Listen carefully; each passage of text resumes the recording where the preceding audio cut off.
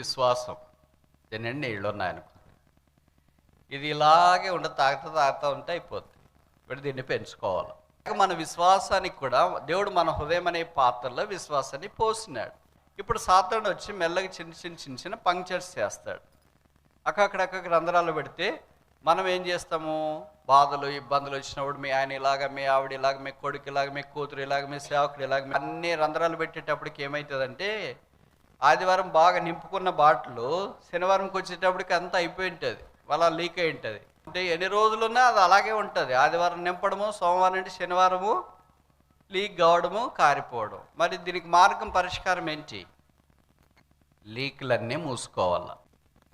యేసు ప్రభు యొక్క రక్తం చేత కడిగి పరిశుద్ధపరిచినప్పుడు ఒక్కొక్కటి మనం ఎన్సీలతో మూసుకుంటాం వస్తే అప్పుడు విశ్వాసం అలాగే ఉంది. విశ్వాసం అలాగ ఉండేదే కాదు, ఇంకా దాన్ని వృద్ధి పొందించాలి.